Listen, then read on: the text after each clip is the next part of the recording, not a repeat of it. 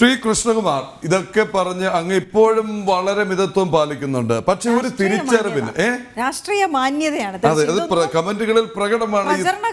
വോട്ടിടുന്നതിന് മുമ്പ് അദ്ദേഹം ഇതൊന്നും പറഞ്ഞില്ല എന്ന് ഓർക്കണം. അത് എത്രത്തോളം മാന്യതയുടെ ഭാഗമാണ്. 2 ഇപ്പോഴും മിതത്വം പാലിക്കുന്നു. 3 ഇപ്പോഴും ശ്രീ കൃഷ്ണകുമാർ പറയുന്നത് എന്താണ്? പ്രസ്ഥാനമാണ് വലുത് എന്നുള്ളത്.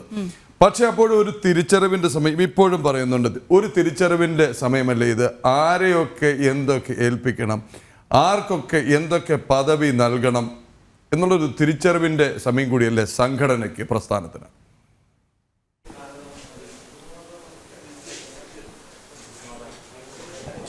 അല്ല, തീർച്ചയായിട്ടും അത് ശരിയാണ്. പക്ഷെ ഒരു രാഷ്ട്രീയ രംഗത്ത് മറ്റ് രംഗത്തെ പോലെ നമുക്ക് വരുന്ന ആളുകളെ മുഴുവൻ അവരെ സംബന്ധിച്ച് അഗാധമായി പഠിച്ച് അവരെ നിരീക്ഷിച്ച് അവർക്ക് സ്ഥാനങ്ങൾ കൊടുക്കാൻ കഴിയില്ല. അത് വ്യക്തികൾ പുലർത്തേണ്ട മാന്യതയാണ്. ഒരു പ്രസ്ഥാനം ഒരു അംഗീകാരം തരുന്ന സമയത്ത് താൻ എന്തായിരുന്നുവെന്നും താൻ ഇപ്പോഴെന്താണെന്നും അതിനെ ആരാണ് തന്നെ ഈ സ്ഥാനത്ത് എത്തിച്ചതെന്നൊക്കെ ചിന്തിക്കാനുള്ള ബോധം ഓരോ വ്യക്തിക്കും ഉണ്ടാവണം. ഞാൻ പറയാറുണ്ട്, കൃഷ്ണകുമാർ ഇന്ന് ഈ പ്രസ്ഥാനത്തിൽ വന്നില്ലായിരുന്നുവെങ്കിൽ കൃഷ്ണകുമാർ 10,000-കണക്കിന് കൃഷ്ണകുമാരന്മാരുടെ ഇടയിൽ ഒരു കൃഷ്ണകുമാർ. ഇന്ന് എനിക്ക് എന്തെങ്കിലും തരത്തിലുള്ള അംഗീകാരം ഉണ്ടെങ്കിൽ അത് എൻ്റെ പ്രസ്ഥാനം തന്ന അംഗീകാരമാണ്. അല്ലെങ്കിൽ ഈ കൃഷ്ണകുമാറിനെ ആരും അറിയില്ല. കൃഷ്ണകുമാറും കൃഷ്ണകുമാറുടെ വീട്ടുകാരും കൃഷ്ണകുമാറുടെ അടുത്ത സുഹൃത്തുക്കളും അറിയും. പക്ഷെ ഇന്ന് കൃഷ്ണകുമാർ അറിയപ്പെടുന്നുണ്ടെങ്കിൽ അത് ഈ രാഷ്ട്രീയ സ്വയംസേവക സംഘത്തിൻ്റെ ശാഖയിലൂടെ വന്ന് പൊതുപ്രവർത്തനത്തിലേക്ക്, രാഷ്ട്രീയ രംഗത്തേക്ക് വരാൻ സംഘടനയുടെ തീരുമാനപ്രകാരം രാഷ്ട്രീയ രംഗത്തേക്ക് വരുന്നു. ആ രംഗത്ത് സംഘടന തരുന്ന പ്രവർത്തനത്തിൻ്റെ ഫലമായിട്ട് സംഘടന തരുന്ന അംഗീകാരം, അതിൻ്റെ ഫലമായിട്ടാണ് ഇന്ന് കൃഷ്ണകുമാർ അറിയപ്പെടുന്നത്. ഞാൻ പറയാറുണ്ട്, ആനപ്പുറത്ത് തടമ്പ് വെച്ചാൽ ആനയെ എല്ലാവരും ബഹുമാനിക്കുക. ആ തടമ്പെടുത്ത് മാറ്റിയാൽ ആനയെ കാട്ടിലെ മരം പിടിക്കാനാണ് ഉപയോഗിക്കുക പിന്നീട്. അതേപോലെയാണ് എല്ലാ വ്യക്തികളും. ഈ പ്രസ്ഥാനത്തോട് നിൽക്കുന്ന സമയത്ത് തടമ്പേറ്റിയ ഗുരുവായൂർ കേശവനെ ബഹുമാനിക്കുന്നത് പോലെ ആളുകൾ ബഹുമാനിക്കും. ആ തടമ്പെടുത്ത് മാറ്റിയാൽ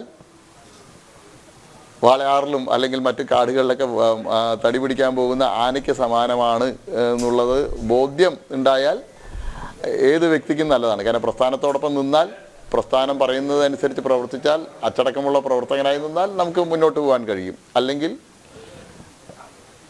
വീട്ടിൽ പോയി ഇരിക്കേണ്ടി വരുന്നുള്ളത് ഏറ്റവും അടുത്ത ദിവസം തന്നെ നമുക്ക് കാണേണ്ടി വരും. ഏത് പ്രസ്ഥാനത്തിൽ പോയാലും അത് തന്നെയാണ് സ്ഥിതി. ആ പ്രസ്ഥാനത്തിൻ്റെ ചട്ടക്കൂടിൽ നിന്ന് പ്രവർത്തിക്കാൻ തയ്യാറായിട്ടില്ലെങ്കിൽ, താനാണ് വലുത് എന്നുള്ള ബോധം വന്നാൽ അത് അയാളുടെ അധപതനത്തിന്റെ തുടക്കം.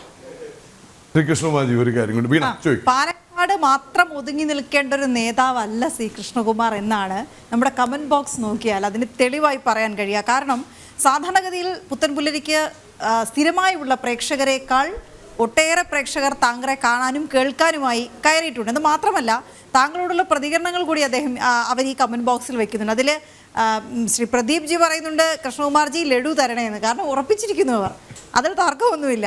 10,000-നും 5,000-നും ഇടയിൽ ഭൂരിപക്ഷം പ്രവചിക്കുന്നു കലിയുഗം. അത് മാത്രമല്ല, ഇനി അദ്ദേഹത്തിന് പാലക്കാടിന്റെ വികസനത്തിന് വേണ്ടി ജനങ്ങൾക്ക് വേണം. ശ്രീജിത്ത് കെ പറയുന്നു, തീപ്പൊരിയായി മാറിയിരിക്കുന്നു കൃഷ്ണകുമാർജി. താങ്കൾ നിയമസഭയിൽ മാത്രം ഒതുങ്ങിയിരിക്കേണ്ട ആളല്ല എന്നുകൂടി, അതായത് അവർ നിയമസഭയിൽ സീറ്റ് ഉറപ്പിക്കുന്നു, പക്ഷെ അതിനും അപ്പുറത്തേക്കൊരു വളർച്ച കാണുന്നു. ഞാനിപ്പോൾ അതിശയത്തോടെ നോക്കുന്നത് അദ്ദേഹത്തിൻ്റെ മുഖമാണ്. ഞാൻ ഇത്രയൊക്കെ കമന്റ് ബോക്സിൽ വന്ന അഭിനന്ദനങ്ങളെക്കുറിച്ച് പറഞ്ഞിട്ടും അദ്ദേഹം അത് വളരെ പക്വതയോടെ കേട്ടിരിക്കുന്നു. അതിനുള്ള കാരണം അദ്ദേഹം പറഞ്ഞു, മുനിസിപ്പൽ കൗൺസിലറോ പഞ്ചായത്ത് അംഗമാകുമെന്ന് ധരിച്ചിട്ടോ വിചാരിച്ചിട്ടോ പ്രതീക്ഷിച്ചിട്ടോ അതിന്റെ തിരക്കഥ രചിച്ചിട്ടോ അല്ല സംഘശാഖയിൽ പോയത് എന്നുള്ള മറുപടി. പക്ഷെ അലറി കൂവുന്ന ആളുകളെ അല്ല വേണ്ടത് എന്ന് വ്യക്തമായിക്കൊണ്ടിരിക്കുകയാണ്. അങ്ങനെയുള്ള ആളുകൾ എത്തുന്നുണ്ട് എന്നുള്ളതാണ് വാസ്തവം. അപ്പോൾ ഈ കമന്റ് ബോക്സിൽ വന്ന് താങ്കളോട് ഇത്തരത്തിൽ അഭിനന്ദനങ്ങളും ആശംസകളും ഒക്കെ അറിയിക്കുന്ന, അനുഗ്രഹവും ഒക്കെ അറിയിക്കുന്നുണ്ട് ചിലർ. എന്താണ് അവരോട് കൂടി പറയാനുള്ളത്?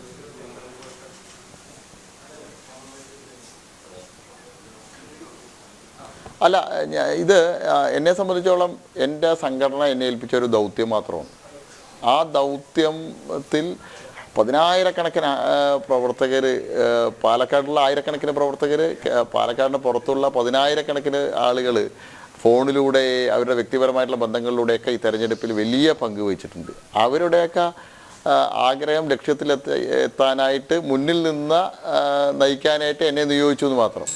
അത് വലിയ ഭാഗ്യമായിട്ടാണ് കരുതുന്നത് ഞാൻ. കാരണം ശ്രീ നരേന്ദ്രമോദിജിയോടും അമിത്ഷാജിയോടും അതുപോലെ തന്നെ നഡ്ഡാജിയോടും സംഘപ്രസ്ഥാനങ്ങളുടെ കാര്യകർത്താക്കളോടൊക്കെ എന്നെ സ്ഥാനാർത്ഥിയായി പ്രഖ്യാപിച്ച സമയത്ത് ഞാൻ നന്ദി രേഖപ്പെടുത്തിയിരുന്നു. കാരണം ഇത്രയും വലിയൊരു ചരിത്ര ദൗത്യത്തിന് എന്നെ നിയോഗിച്ചത് എനിക്ക് വലിയ ഭാഗ്യമായിട്ടാണ് കരുതുന്നത്.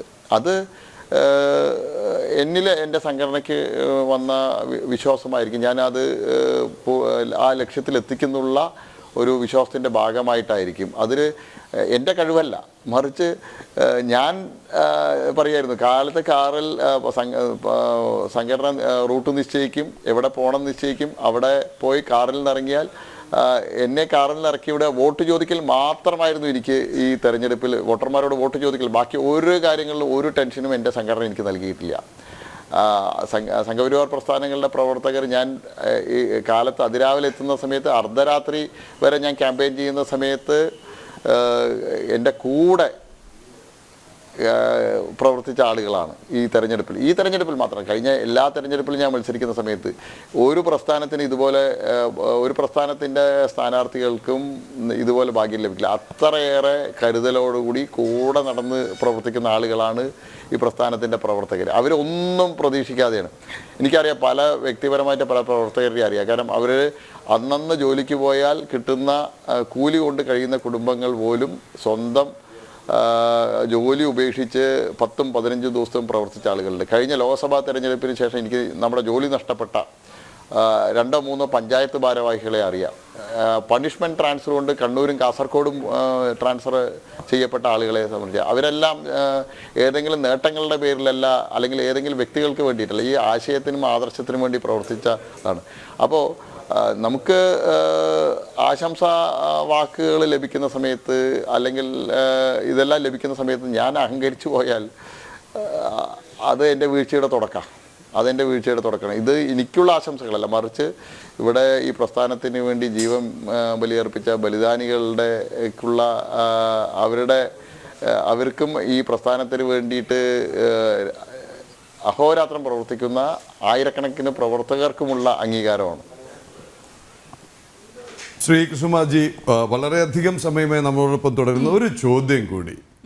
ഈ പ്രവൃത്തി പാർട്ടി ആഘോഷിച്ച് വക്താവാക്കി ചാനലുകളിലൂടെ ജനങ്ങളുടെ മുന്നിൽ അവതരിപ്പിച്ച സന്ദീപ് വാര്യർ പ്രസ്ഥാനത്തോട് ചെയ്തത് നൽകുന്ന പാഠം എന്താണ്?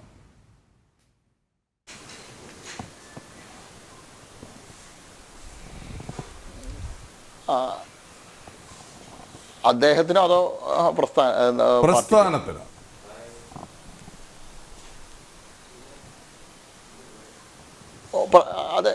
അത് ഓരോ കാര്യകർത്താവിനുമുള്ള, അല്ലെങ്കിൽ നമുക്ക് സംഘടനയ്ക്ക് നൽകുന്ന ഇത്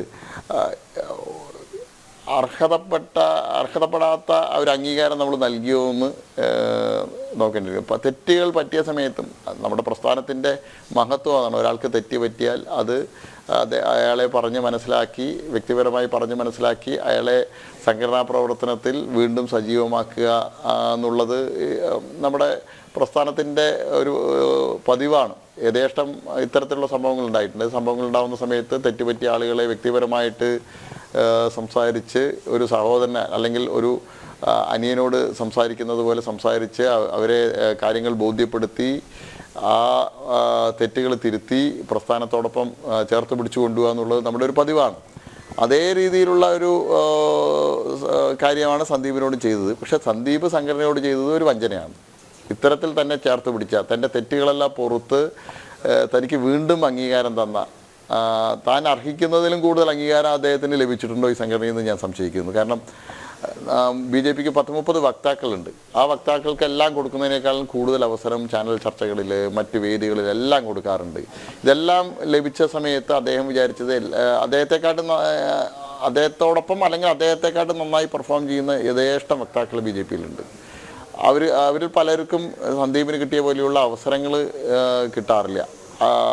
ഇത്തരത്തിലുള്ള സംഘടനാപരമായിട്ടുള്ള അച്ചടക്ക ലംഘനങ്ങൾ അവർ നടത്തിയിട്ടില്ല. എന്നിട്ടും അവർക്ക് പലപ്പോഴും ഇത്രയും അവസരങ്ങൾ കിട്ടിയിട്ടില്ല. എന്നിട്ട് പോലും അവർ സംഘടനാ വിരുദ്ധമായിട്ടൊന്നും ചെയ്യുന്നില്ല. വേണ്ടത്ര രീതിയിൽ ചിലപ്പോൾ വേദികളിൽ സ്ഥലം കിട്ടാതെ പോയിട്ടുണ്ടാവും. സന്ദീപിന് കിട്ടിയ പോലുള്ള അംഗീകാരങ്ങൾ കിട്ടാതെ ഇരുന്നുണ്ടാവും. പക്ഷേ അവരൊന്നും ചെയ്യാത്ത ഒരു പ്രവൃത്തിയാണ് ചെയ്തത്. അത് നമ്മളെ സംബന്ധിച്ചുള്ളൊരു ചിന്തിക്കേണ്ട കാര്യം തന്നെയാണ്. ഞാൻ നേരത്തെ സൂചിപ്പിച്ചല്ലോ, രാഷ്ട്രീയ രംഗത്ത് നമുക്ക് ചൂഴ്ന്നു നോക്കാൻ കഴിയില്ല, അല്ലെങ്കിൽ ഒരാളെ ദീർഘകാലം അയാളെ വീക്ഷിച്ച് നിരീക്ഷിച്ച് ഒരു അംഗീകാരം കൊടുക്കാൻ കഴിയില്ല. കാരണം പെട്ടെന്ന് തീരുമാനങ്ങൾ എടുക്കേണ്ട, പെട്ടെന്ന് കാര്യങ്ങൾ ചെയ്യേണ്ട ഒരു രംഗമാണ് രാഷ്ട്രീയ രംഗം. പെട്ടെന്നുള്ള തീരുമാനങ്ങൾക്ക് വലിയ പ്രസക്തിയുള്ള ഒരു പ്രവർത്തന മണ്ഡലമാണ്. അതുകൊണ്ട് വരുന്ന വീഴ്ചകളാണ്. പക്ഷേ സംഘടനയ്ക്ക് ഒരു പോറലും ഏൽപ്പിച്ചില്ലല്ലോ. അത് ഒരാൾ പോലും ഒരു ഇല പോലും അനങ്ങിയില്ല. ഒരു പാലക്കാട് തെരഞ്ഞെടുപ്പിൽ എടുത്ത പാർട്ടിക്കാണ് പ്രതിരോധത്തിലാവേണ്ടി വന്നത്. അവർ പിന്നീട് അവസാനത്തെ 3-4 ദിവസങ്ങളിൽ അവർ വലിയ പ്രതിരോധത്തിലായി. കാരണം ഇത്തരത്തിലുള്ള ആളുകൾ എവിടെ പോയാലും ആ സംഘടനയ്ക്ക് അതൊരു അപശകുനമാവും എന്നുള്ളതിൻ്റെ ഏറ്റവും വലിയ ദൃഷ്ടാന്തമായി പോയി അത്. ശരി, ഇനി 2 കമന്റ്സ് വായിക്കുന്നു. ഇത്രയധികം സമയം നമ്മളോടൊപ്പം ചെലവഴിച്ചു. ഒട്ടേറെ പേരാണ് ലോകമെമ്പാടും നിന്നും US മുതൽ ഇങ്ങ് ഭാരതം വരെയും ഒടുവിൽ ഓസ്ട്രേലിയ വരെയുമുള്ള പ്രേക്ഷകരുടെ കമന്റുകൾ വരുന്നുണ്ട്. അങ്ങ് പറഞ്ഞതിന് വിശദമായി ചില പരാമർശങ്ങൾ കമന്റ് ബോക്സിൽ വരുന്നു. അതുകൂടി വായിച്ച് ഞാൻ അങ്ങേ ഫ്രീ ആക്കാം. വലിയൊരു പ്രചാരണ കോലാഹലത്തിന് ശേഷം, വലിയൊരു ക്ഷീണത്തിന് ശേഷം വിശ്രമിക്കാൻ ഇനിയും ഇടയുമില്ല എന്നറിയാം. പ്രവർത്തകരെ കാണാൻ പോകേണ്ടതുണ്ട്. നമോ നിയമത്തിന്റെ കമന്റ്. കേശുഭായ് പട്ടേൽ, ശങ്കർ സിംഗ് വഗേല, ഉമാഭാരതിജി, പ്രവീൺ ഭായ് തൊഗാഡി, രാമൻപിള്ള ചേട്ടൻ ഇവരൊക്കെ പോവുകയും തിരികെ വരികയും ഒക്കെ ചെയ്തില്ലേ? എന്നിട്ട് ഈ പ്രസ്ഥാനത്തിനൊരു ചുക്കും സംഭവിച്ചില്ല. പിന്നെയല്ലേ SDB. Mr. Sandeep Warrior started relationship with SDPI quite some time ago. BJP came to know of it. സമൂഹ മാധ്യമങ്ങളിൽ വന്ന പരാമർശങ്ങളോട് അങ്ങയോട് പ്രതികരണം തേടുന്നില്ല. എല്ലാ പ്രേക്ഷകർക്കുമൊപ്പം, പാലക്കാട് ജനങ്ങൾക്കൊപ്പം ജനൻ TV ടീം അങ്ങേക്ക് വിജയാശംസകൾ നേരുന്നു. നന്ദി, നമസ്കാരം. വീണ്ടും കാണാം വോട്ടെണ്ണലിന് ശേഷം. നമസ്തേ.